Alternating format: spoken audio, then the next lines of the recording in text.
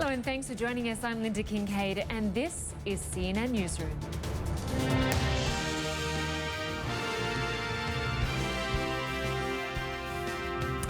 We begin with disastrous flooding engulfing large parts of Asia this hour.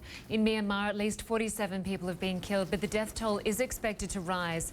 People are running out of food and clean water as weeks of rains have destroyed farmland and blocked roads. The UN humanitarian coordinator in Myanmar told us help is needed right now and beyond. We've got to prevent more loss of life. We've got to get supplies to the people now that are immediately affected and then help them in rebuilding, not just stop immediately after the first part of the crisis, but we have to help them rebuild their own lives. Torrential rains are wreaking havoc in other parts of the region as well. In Vietnam, floods have killed at least 23 people, while in India, 178 people have died, and authorities say they are struggling to control the situation. For more on the emergency, CNN's Ravi Agrawal joins us now from New Delhi. He's our bureau chief there. And Ravi, the United Nations warns it could be days before the true extent of the disaster emerges. How is it looking right now? It's looking pretty bad because in the coming days we're going to see how much the scale and scope of the damage in eastern parts of India. I just want to pull up a map of India so that we can all see what are the worst impacted areas.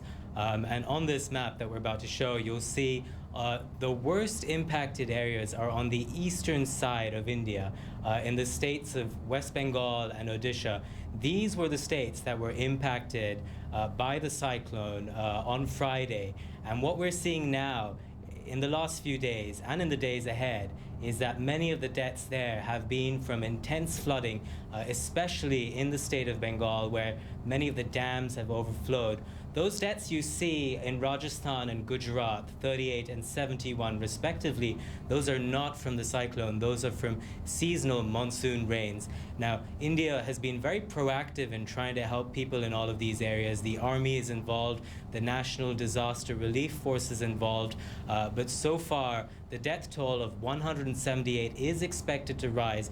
I should add a little bit of context here. The monsoons this year are not unusual. India is on track to have a regular amount of rain, and according to the National Disaster Relief Authority, every year about 1,600 people in India lose their lives to rain and flood-related losses.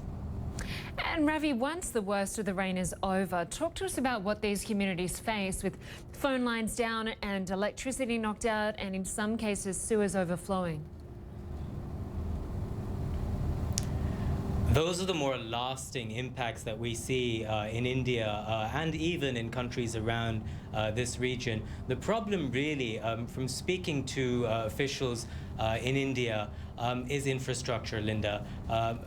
You know, rain doesn't really kill people, floods don't really kill people. What kills people is when the infrastructure around them crumbles.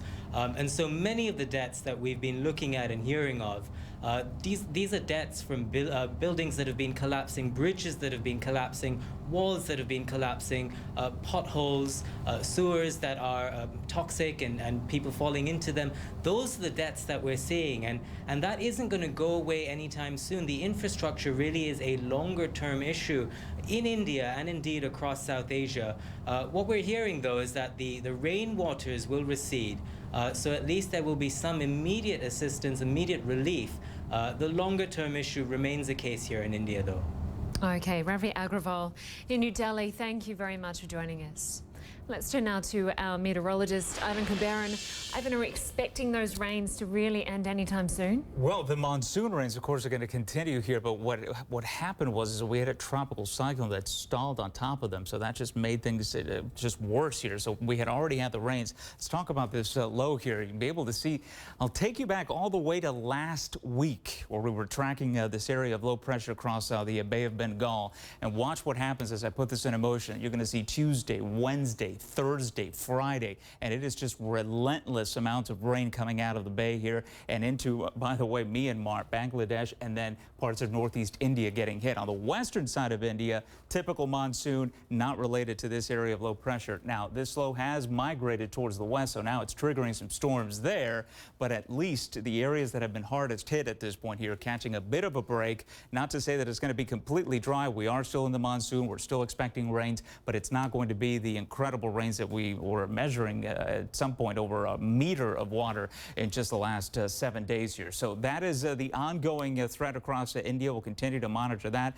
Another additional 1 to 150 millimeters. You see the pockets here of dry, and then you have to go further west to get into the heaviest of the rainfall. We'll take it now to China because I want to leave you with some pictures that are just incredible coming out of the region there, where upwards of 300 millimeters. Look at that.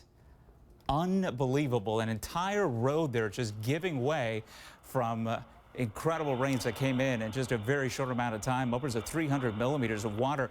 The cars you see there, thankfully no one in them, and thankfully no one hurt as a result of those incredible rains coming out of China there. That is scary stuff. I mean, it just, if you're in the wrong place there at the wrong time, you are gone with that. But thankfully we hear no one injured miraculously in that flooding event there in China. Quite incredible. No one was injured. Yep. Road is gone. Amazing pictures. Yep. Ivan Cabrera, thank you very much. Well, still in Asia, and at least 11 people have been killed and 7 injured in a building collapse in Mumbai, India. Local authorities say they called off the search for survivors. A number of people have been rescued from the rubble. Officials say they had previously condemned the building and had warned residents to move out. This is the second time in a week that a building has collapsed in the same suburb of that city. At least 9 people were killed in the previous incident.